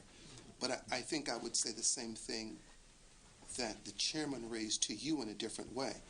That I would hope, whether or not we're looking at a cost shift as it relates to the solar initiative, which caused the legislature to come back recognizing that there is a cost shift, or recognizing that there need be a quantification of the value that we get.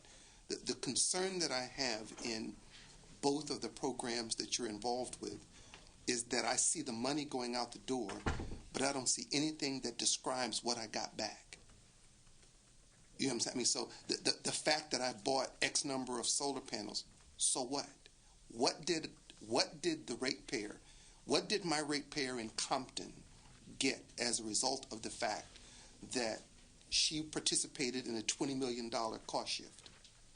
And it went primarily from Compton to Beverly Hills, because I could assure you there are not a whole lot of solar panels in Compton. So what did that lady in Compton get as a result of being a part of a $20 million cost shift group? So, actually, Los Angeles County has the largest number of projects in the California Solar Initiative, and despite the fact that there's LADWP, even still, not counting LADWP, I don't know what they're doing. Can't report on their numbers. So the big benefit that ratepayers get when they aren't the host of a solar system is they do get a demand reduction. So every system, and we have 500 megawatts installed through CSI. If you add up all the other things that were added to other programs, it's about 800 megawatts of solar. And that 800 megawatts of solar is deducted from the Energy Commission's demand forecast, so that when we do the long-term planning process, we're not going to buy for those 800 megawatts. And that's actually not true. But go ahead. Your customer. That's not true, because you can't count on it, and because it's intermittent, and because the system isn't bidirectional, you'll still have to buy a good portion of that. You will not be able to subtract 800 megawatts on a reliability issue relative to the system. That's factually wrong. Okay, so you are correct that we will not reduce the demand forecast by exactly 800 megawatts. You won't even buy half. So we've done some estimates of the impact on peak for what the intermittent resources in the solar program have provided. We have an impact evaluation that looks at that. And so anyway, on an annual basis, when they update the demand forecast, it is reduced by a certain amount. I will guarantee you that it is not 100% of the total installed, but nonetheless, it is reduced. And then going forward, the future demand forecast is being reduced by the amount that we expect to be installed. And again, you're correct, not on a one-for-one basis, but on a reduced basis. But again, I mean, I'm sorry, and I won't do that. Given that the system is not bidirectional, and given that you can't swap it from Beverly Hills to, let's say, Simi Valley, it basically stays for the most part within the pod of the transformer where it came down. Yes, at some level there is a reduction in the demand, which really, to me, should count it as energy efficiency rather than energy itself. But we don't, because there's more cash to be made by the people who produce the stuff, calling it something which it really isn't to begin with. But that's another discussion. The point I'm making, again, is that the lady in Compton is subsidizing something else that's going on in another part. That's why we limited it to 5%, because the cost shift is real. She ain't getting nowhere near her $20 million in value. That's okay. I mean, we've decided as a policy that we're going to buy it, and it's okay. I'm simply saying that I think that those of you who administer the programs have an obligation to do a better job of quantifying the value that is received. So, yeah, is it 50%? No, it's more like 15 out of it. But again, we could debate, is it 800, is it 150, is it 12? Beside the point. It would be beneficial if we were discussing in real terms what is the quantifiable value. The reason that 5% is there is because that's what we determined the system could afford before it started having too great a cost shift. That was done by people who came back and said, if you do it 100%, it's going to be a whole lot of money. The same issue becomes as you described earlier. Once you start telling people that you're giving away money, then you'll have people show up and say, I'm going to put this wind thing, in the middle of, the Mojave Desert. Well, shit, everybody knows there ain't no wind in the middle of the desert. Every now and then you'll get a wind that shows up at night or something, but that ain't where you would necessarily want to put it. You might want to put it in the Tehachapi Pass. You might want to put it in the Altamont Pass. You might want to put it in some place where there's going to be a generation of wind. But if you're giving away money, I'll stick it any place I can find somebody to let me bolt it down. And I don't care what it does, because to me it's all about the Benjamins. So if we're not quantifying the value of the program and what it actually delivers, my fear is that we're squandering a whole lot of money on nothing. So I look at the world a little bit different. I think just as everybody has an obligation to demonstrate their value, you do too. There should be something that says, what did that lady in Compton get? for the money that she put out. She's in a group of people that put out your number, I'll take it as fact, at $20 million. What did that $20 million purchase on her behalf? Other than the fact that it bought solar panels. What did she get as a result of that? We know that it was a cost shift. What was her benefit for her $20 million investment? And if there was no benefit, then we should know that too, and that'll help us as policymakers determine what we do going forward. Senator Wright, I think you've made, as I've been listening, 3 important points that I'm going to take back to the PUC, and I want to repeat those to see if I have those correctly. Number one, when we go about doing our long-term procurement planning and modeling and analysis of costs and greenhouse gas impacts and all that, I think what I'm hearing is you would like us to do a better job of explaining to the average Californian, what does this mean? What do these investments mean? What do we get for it? How is this a good solution in terms of a plan for going forward? So that's number one. Number two, I'd make the observation that just as we do a long-term procurement plan, which has sort of a whole portfolio approach to investments and resources, we do the same thing on the demand side. So we have a variety of programs. We have the solar initiative, we have the self-generation program, we have our energy efficiency programs, we have our low-income energy efficiency programs, we have our care discounts for people with limited incomes, and we have demand response. We have many, many programs and resources. And when we go about doing the balancing act and the long-term procurement plan, not every single customer is going to benefit from all of the programs individually. But by taking a portfolio approach, I think we do have quite a menu. And some customers may benefit more from the efficiency programs, and others may benefit more from the solar programs.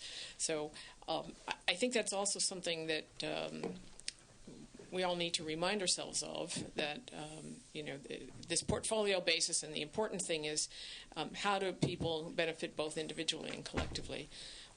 And the third thing I wanted to comment on about your concern about ratepayer or taxpayer incentives being deployed in perhaps ways that aren't the best benefit. We have strived in recent years to try to reinforce the performance dimension of all the program designs and incentives that we offer. So on the solar program, if your system is designed to optimize and get the very most amount of solar production, you get a higher incentive. And if you don't design that system well, or you orient it the wrong way, you get a lower incentive. So there's a performance dimension there. The proposals to change the self-generation program are similar.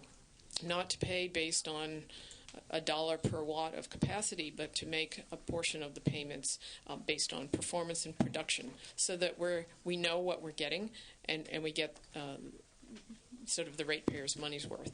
So I just wanted to make those observations as I've been listening to what it is that you've been. Let me put it to you another way now, and I'll shut up, Mr. Chair. The reason we have it, and it's a fear that I have sometimes because I hear them often interrelated. There are people who work in the energy sector, but the purpose of the energy sector isn't to provide jobs. That's a coincidence of the fact that we have energy. The purpose of it is to provide comfort and the movement of goods and services. And there are people who work there. That happens, that's a good thing. So if you work in it, that's fine. So when sometimes people say, oh, we allowed X number of jobs, that's the reason for an electric system isn't to say, because you know what, I could raise everybody's rate 20% and provide a whole lot of jobs. I didn't provide any benefit to the system, but I provided a whole lot of jobs. You want to provide the efficiencies to the system, and if that happens to provide jobs, then that's a good thing. We often get it twisted. My fear now is that that's what you're doing, is that we're beginning to say, wow, I employed, you've at least 3 times here this morning, you referred to the jobs. I don't give a damn. I want to know, did you make the system work efficiently, and did the ratepayer who's buying and paying for those services, did they get their value? If they got their value and we provided a job, that's a good thing. If she didn't get her value and we provided a job, that's a bad thing, because the purpose of the system isn't simply to provide a job. That's a byproduct of the system, but that's not the purpose of the system. And if we start trying to make that the purpose of the system, I submit to you that when you then begin to look at the efficiencies, you'll find that you squandered money, made the system less efficient and less reliable because you began to rely on something that was not the purpose for which the system was built. So my concern becomes that as you're taking these dollars out of the rate system, that they be used in a way that's efficient for the system. If that employs 7 million people tomorrow, that's a good thing, provided that 7 million people provided value that is quantifiable to the system. My concern is that we're moving away from the system and we're moving into something that is less than efficient. So my concern would be, when I say, tell me what she got, so I would say something to correct your point too. Every ratepayer ought to benefit from every system in some way. If the guy who's running the refrigerator food market down the street is more efficient, the system benefits overall, and even if it's a minute benefit to the lady in Compton, that's a good thing. If only a segment of the market benefits from a portion of a program, it's a bad program. Because everybody should have a benefit, if not directly, indirectly, everybody should benefit. So I would challenge your second reference. If you operated that way, then you started off with a faulty analysis of what the system is supposed to do. I mean, I don't mean to sound like I'm talking about you personally. I understand your point completely, and you're right. I was making the distinction between relative benefits, but you're absolutely right. At least at the PUC, we do the analysis, and before the Commission makes decisions on what to fund or what not to fund or authorize, it does look at the expected benefits and the costs. Let me give you absolutely. Like I said, if we make the energy bill at Safeway less, that doesn't just benefit Safeway. That'll benefit all the customers who show up at Safeway. Therefore, as a policymaker, I would be prepared to expend ratepayer dollars to make Safeway more efficient, because the lady in Compton who shops at Safeway will get a benefit. Yes, the guy at Safeway will come away with perhaps more dollars. That's okay. Everybody wins in that system. The object of the exercise, as they're evaluated from where I do evaluation, is on everybody to get something. If everybody gets a job, that's cool. But it ought to be something where we can quantify the value and the benefit to the system. Your obligation isn't to a city, it isn't to an individual customer class. Your obligation is to make sure that we operate a system as equitably, as fairly, and efficiently as we possibly can. And if we do that, we'll have some jobs, we'll have the efficiencies, and then we can define other efficiencies. If it's greenhouse gases, then we want to look at how do I best achieve that. So I probably am a little different than most of the folk that you hear, but I'm also older, and I apologize for some of my senility. But I'd like to see us just think about, what did I give that lady in the poorest part of the state today? I can't phrase it any better than that. And simply put, I think if we were to show you the evaluation reports that we do, all the efficiency programs, the solar program, the self-generation program, you would see that the focus is on what are the energy values and benefits that we got, what did it cost, and yes, we do estimate what the environmental benefits are also, but the economics are primarily energy. Okay. A couple final questions for PUC, and then I do want to move on to the next panel. We have I believe, established the uniqueness of, the biomass plant almost exclusively as not only getting paid for the energy that they produce, but being in a unique category in terms of the subsidy that they get to be not self-sufficient, but to sustain themselves. From a PUC standpoint, would you agree or disagree with that conversation we had earlier? I think the PUC is committed to competitive procurement processes for renewables, and we have a position of being technology neutral. So to the extent that we encourage the biomass projects to participate in all the various mechanisms there are for renewables. I think they sign contracts with utilities for their power now, and what we're seeing is an arrangement where the public goods charge renewables sets a different ceiling so that they're able to get supplemental payments. I think in the long run, we support that the energy procurement should be done on a competitive, technology-neutral basis. If there are other environmental and societal benefits that are substantial from some of these projects, in the case of solid waste or air quality or water quality, then I think the question is what funding sources should be helping to underwrite those benefits. Well said. Last question, SCHIP. We've talked about the program, you talked about its structure, talked about how each of you have a different piece and where the boundaries are. Any reason why we shouldn't collapse them into one, whether it's at the PUC or Energy Commission?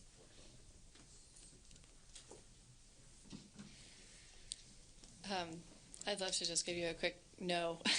No reason not to collapse. I definitely respect and collaborate with my colleagues at the Energy Commission, and I would just ask that if the legislature does seek a collapsion, is that a word? It is now. It is now. Sorry, after 2 hours. Consolidation. Thank you. If it does seek a consolidation, to please seek the best of both worlds. I mean, I think the Energy Commission has done a tremendous job in understanding the small wind market recently, for example, and I would just hate for that wisdom and knowledge to be lost, if it came to the PUC. At the same time, the PUC has struggled mightily in the past 6 months to come up with a performance-based incentive mechanism for the larger projects, in particular fuel cells and wind. We are very, very optimistic that that's going to really move and change the market in a good direction, and I'd like to see that merge. So the merging may not be elegant, but if you're committed to that, I think it can be done. Thank you all very much. I know it's been a long morning, but appreciate your testimony, and we'll be doing some follow-up with you. Let me call forward our affected program participants, Julie Malinowski-Ball, David Hochschild, and Lenny Goldberg.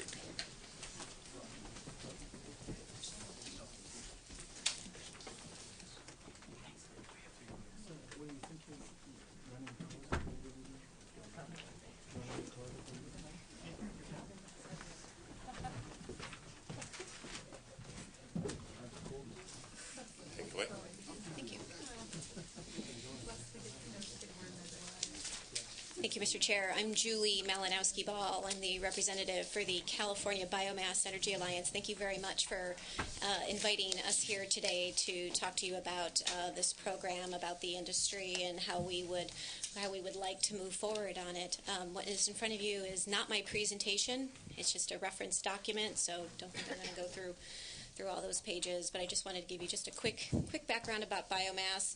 I don't really need to tell you too much. I was hoping more committee members would be here to hear about it, but the California Biomass Energy Alliance is the trade association of the state solid fuel biomass power producing facilities. What we're talking about is wood waste that comes from different sources. So on page 2, if you look at page 2, we're talking about urban, ag, and forest waste and residues. The average size of the plants in California is about 23 megawatts, so we have a wide variety of plants from 1 to 49 megawatts scattered in 19 counties throughout the state. Page 5 has a map of where those facilities are. Each of them is essential.